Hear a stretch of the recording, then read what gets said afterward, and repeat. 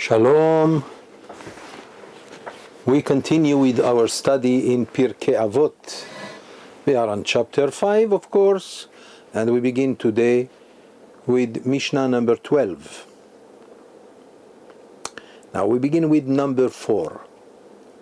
So far we learned all the things about number 10, and then number 7, and then in the interim more teachings, and then now we come back to numbers. בארבעה פרקים הדבר מתרבה. Dever, we said it's pestilence, plague.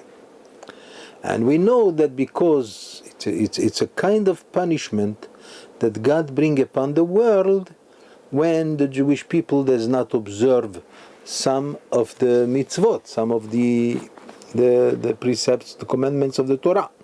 Like for example, there are 7 types of punishment we learned in number 10. Shiv'a mine fur'aniyot ba'u la'olam, when the people don't give ma'aser, when they don't give the 10% of what they have to the Kohen in the time of Bet HaMikdash, and all this is within the 7 years, 6 years preceding the sabbatical year, which is the 7th year, right?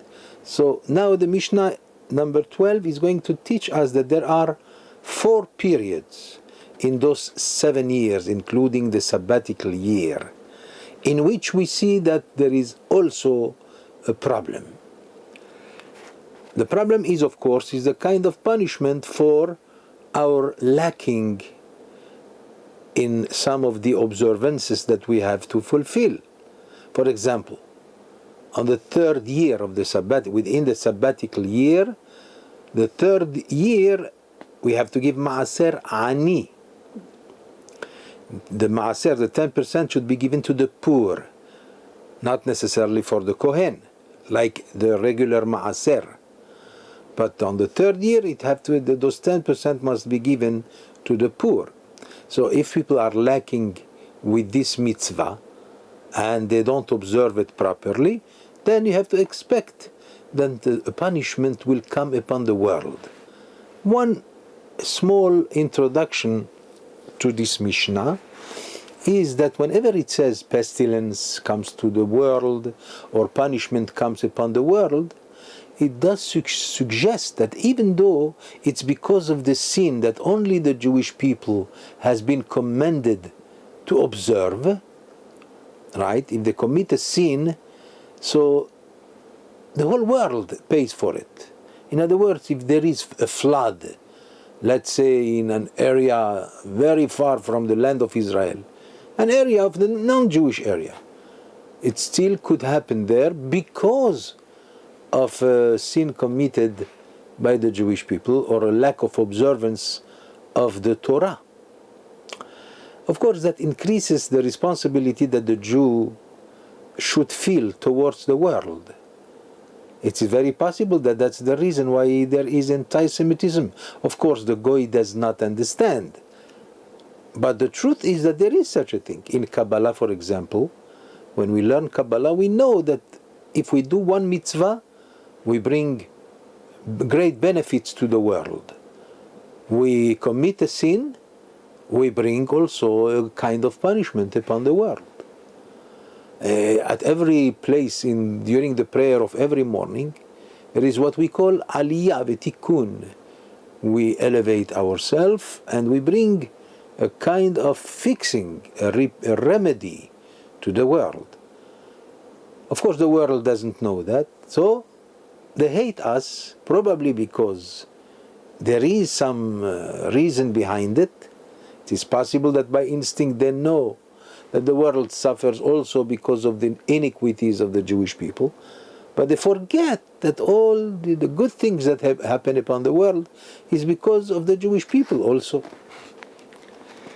So let's go to Mishnah 12. בארבעה פרקים הדבר מתרבה.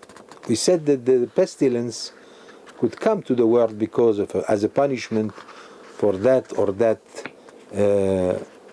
non-observing a mitzvah of kind of maaser or other things.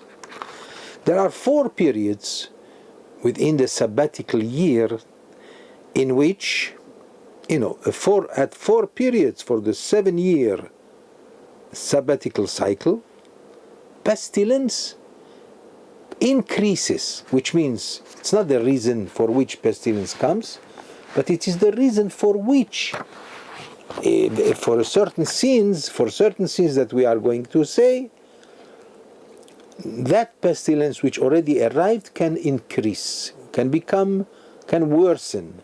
All right? So let's see. Barevi'it, which means in the 4th year of the sabbatical cycle, of the 7th year. Now, within 7 years, you have the 4th year. In the year following the sabbatical year, right? That's another time. And another time, Bashevi'it, which is during the sabbatical year itself, another period for which pestilence could increase. B'motza'e Shevi'it, also at the time when, at the end of the 7th year, which means with the passing of the 7th year. So what happens? Here is what happens. So the Mishnah explains. Barevi'it, if there is an increase in the pestilence, in that epidemic, it's because mipene ma'asar ani shebashlishit. Because on the 3rd year, people neglected to give the tithes to the poor. And that's why on the 4th year, within the sabbatical cycle, pestilence will increase itself. Mipene ma'asar ani shebashlishit. Now, bashevi'it, why is it that pestilence could increase on the 7th year, which is the sabbatical year? Mipene ma'asar ani shebashishit. Because you have to understand, on the 6th year of the sabbatical year, there is also again the obligation of giving the tithe to the poor. And because of neglect of that kind of observance, then the 7th year is punished because of the 6th year. So pestilence could increase on the 7th year because people neglected the mitzvah of giving the tithes, the maaser, for the poor of that we have to give during the 6th year in the sabbatical cycle. Which means there are 2 times within 7 years that we are required to give the 10% to the poor. The other times are for the Kohen, okay, the regular maaser. There's also maaser sheni, the second type of maaser, that people should take the 10% of whatever is left from terumah and so forth, and then they take it, either they redeem it with money if they have only fruits and the product of the land, and too heavy to take to Bet HaMikdash and to go to Yerushalayim with it. So they can redeem it with money, and they take that money and they have to go and spend it in Jerusalem and eat it there. That's the mitzvah of Maaser Sheni. So now the Mishnah goes on. B'motza'e Shevi'it,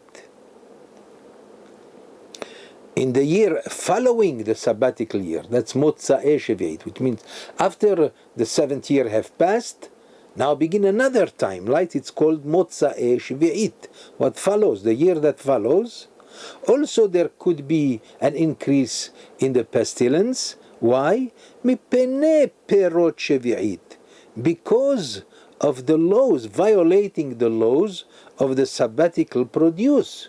As we know, we are not allowed to benefit from any product of the land during the sabbatical year.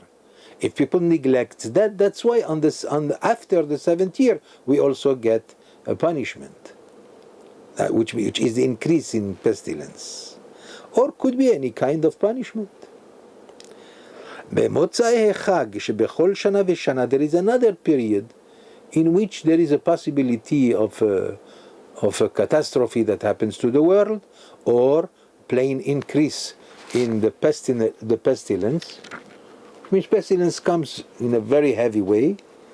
It could be also at the end of every holiday of the year, of every year, right?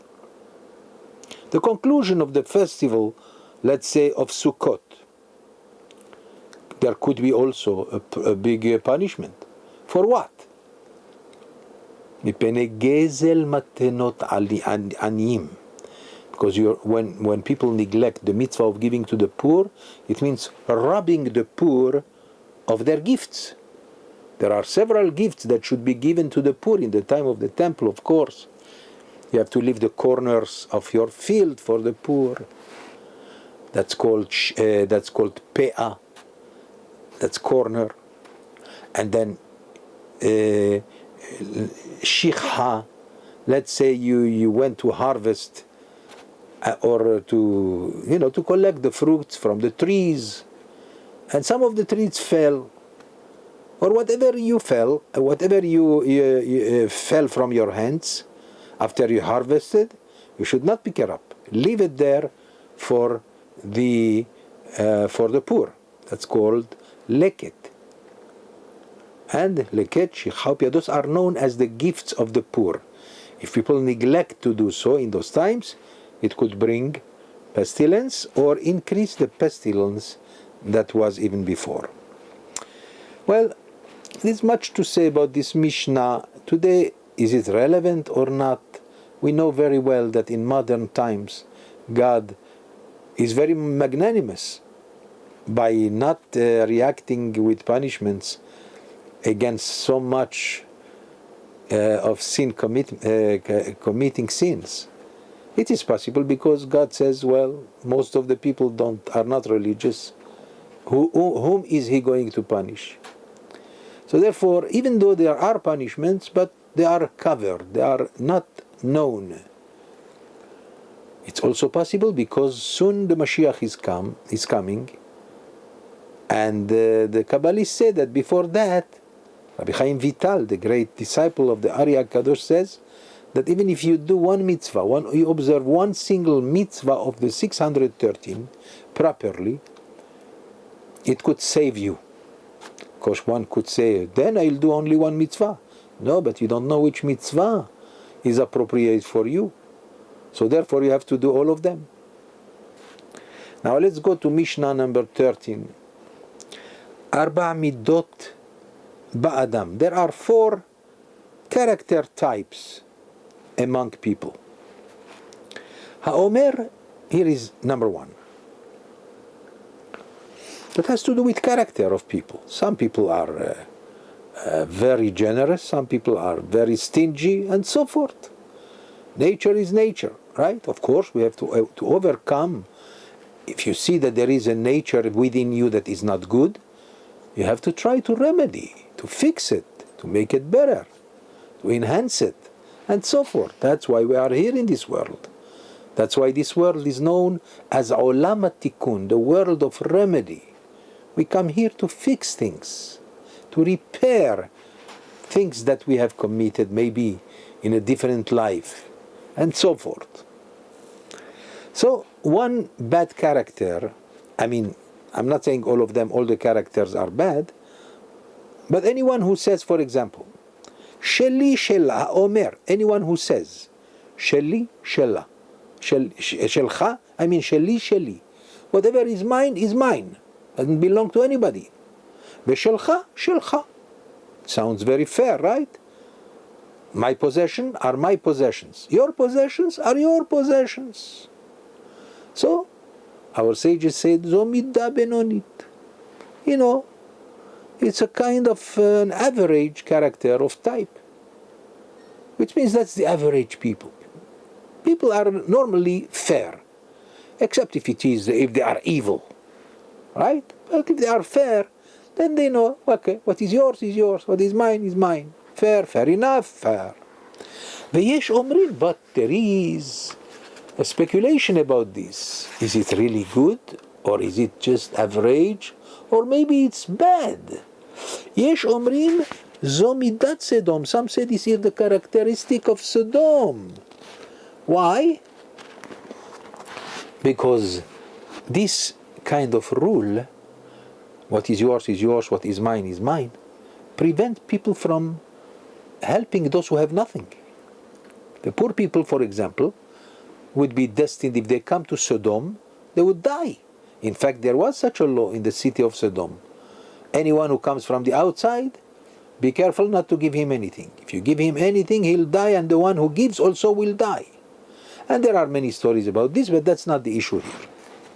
So that's a way how to understand this Sheli, Shelah, Veshelach, Shelach. The Torah, truly, what the Torah prefers is like the good people, the very honest people. What is yours, fine. I will not ask you for giving me. But what is mine is yours. That's to be it. But that's called to be really righteous. Now here comes the second trait of character. Sheli Shelach, Veshelcha Sheli. If you say, what is mine is yours. What is yours is also mine. Oh, come on, you're silly. That's called Am Haaretz. That's a guy who is not learned. I mean, you have to be smart somehow. What is yours. Aye? What is mine is yours. That's nice. But you also decide that what is his is yours. Oh no. That's a lack of learning. But it's not such a bad trait of character. Only it shows that you are naive. A third trait of character. Sheli Shelach. Veshelach Shelach. Hasid. That's the greatest, that's the best character. Whatever is mine is yours. I'm offering it to everyone. Veshelcha, but what is yours? I will not touch it. Shelach, it's yours. You cannot ask better than that. That's why a human being who has this kind of trait of character is known as Hasid. Hasid is pious, scrupulously pious. But there is also the fourth one, the worst. Shelcha Sheli Vesheli Sheli. What is yours is mine. But what is mine is mine. That's called Rasha. That's a wicked person. So we understand. You think there are no people like this? I'm sorry to say it, but we are surrounded with nations, unfortunately, who have this kind of nature. You give them, let's talk about land. You give them that piece of land, so they will say, of course, it's ours, but now that you gave it to us, you give me even the rest. That's exactly what it says here. What is yours is mine. But what is mine, is not yours. That's wickedness. As I said, there are many commentaries for each one of these sayings, and there is plenty to say, and I can say many things, but we have decided to make it short as much as possible. Mishnah number 14. You know, people, as I said, there are characters, different characters, right?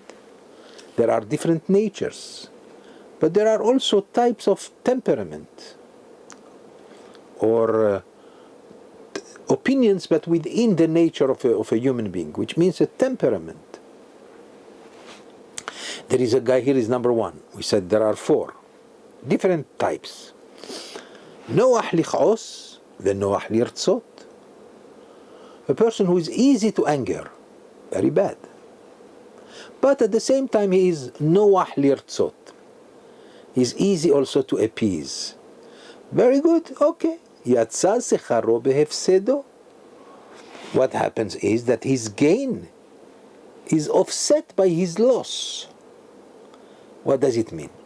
It means, of course, there is a loss. If you are easy to anger, it's not good. But at least there is a remedy. You are easy to appease. That's nice. I'm not saying this is the best, but it's good. He has a reward. So, the reward is offset.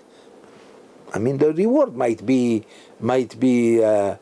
taken from you because you are easy to appease. Why? Because to be easy to anger is so bad that it could even destroy that part that is good in you, to be easy to appease. So it's better not to be angry at all. Now here is a second. קשה לכעוס וקשה לרצות, יצא הפסדו בשכרו. It is another thing. Another type of character. קשה לכעוס. You anger him as much as you want, but he won't budge, he's not angry. There is such a thing.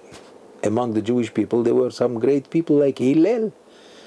Like the Talmud says in Masechet Shabbat, someone who tried to anger him did not succeed, even in the time in which everyone else would be easy to anger.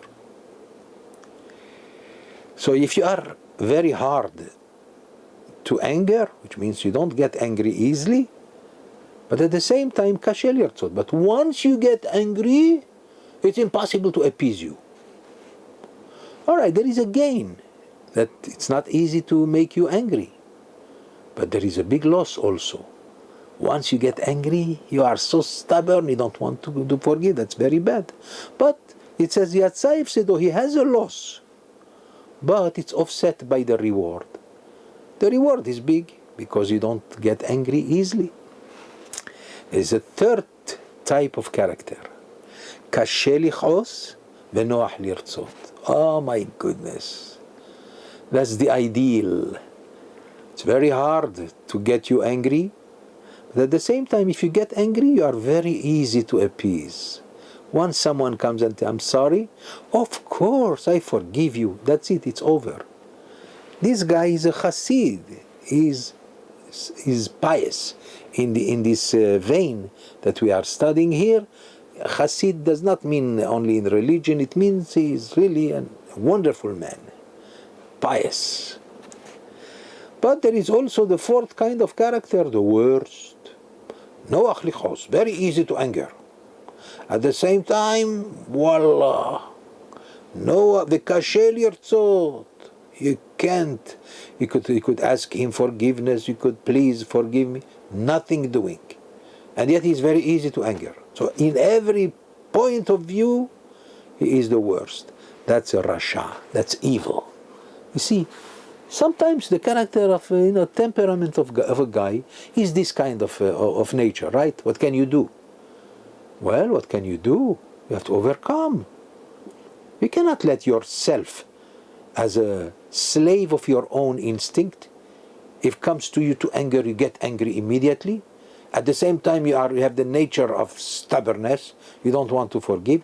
That's every evil is in it, right?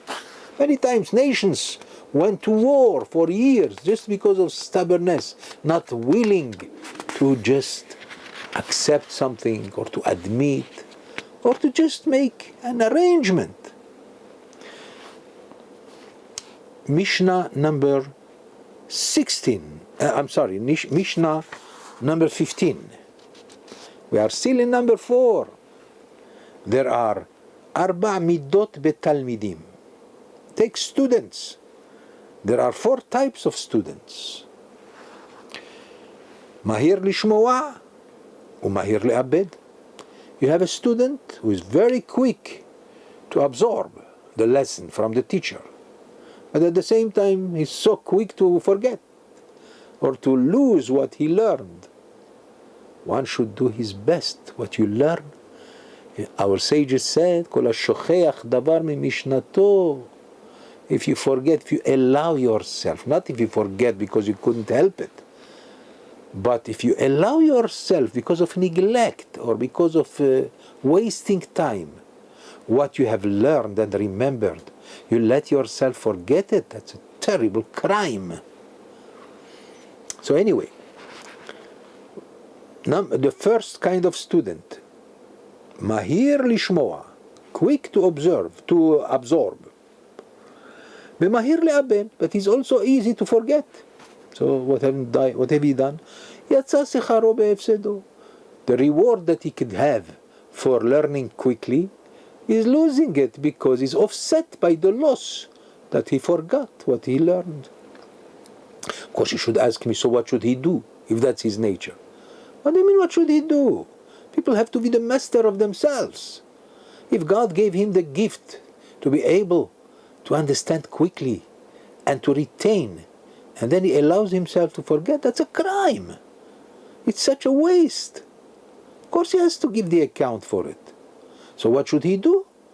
He should be the master of himself. Don't trust yourself so much. You learn something, and you remember it, keep it. If you do things that will make you forget, it's your fault. The second kind of student, קשה לשמוע וקשה לאבד. You have also the kind of student who are very hard to absorb something, to understand, or to remember what they learned. Very hard to understand the lesson. They are not geniuses. But at the same time, קשה לאבד, which means once they learn something and they understand it, finally they understand it, they'll never let themselves forget it. Well, there is something good and something bad. I mean, it's very hard for him to understand quickly, but at least when he understands, he doesn't let himself forget it. יצא הפסדו בשכרו. He has a loss, but it's offset by the reward that he should get. You know, there was a great rabbi about 150 years ago, the Netziv alav shalom. The Netziv, a tremendous commentator on the Torah. He has many books, great books on the She'iltot, and especially his commentary on the Torah, Ha'amek Davar. The Netziv is an acronym. Rabbi Naftali Tzvi Yehuda Berlin. He was the last Rosh Yeshiva of the yeshiva, the famed yeshiva of Vologin. They say about him that when he was young, he was not stupid, but it was very hard for him to understand the lesson or to retain it or something. But what did he do? He took upon himself.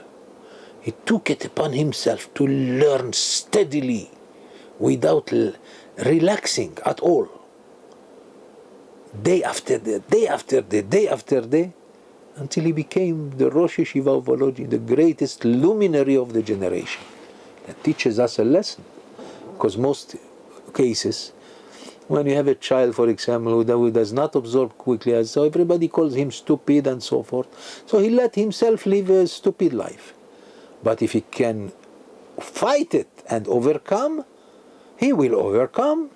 So therefore he says here, קשה לשמוע וקשה לאבד. מהיר לשמוע. 1 minute. קשה לשמוע. If it is hard for him to understand or to listen, but at the same time קשה לאבד, he does not forget quickly, he does not lose what he learned quickly, יצא הפסדו בשכרו. His reward is greater than his loss.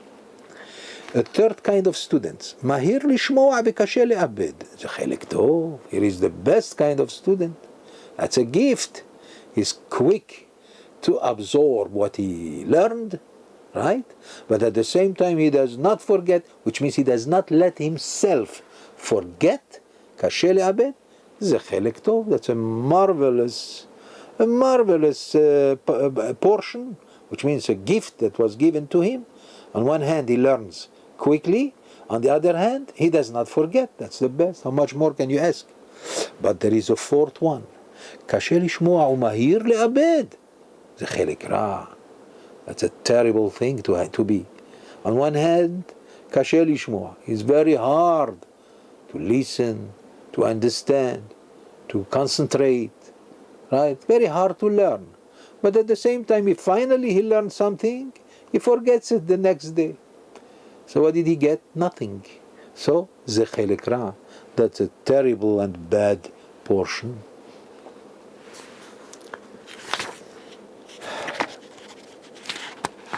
I guess we will conclude for now.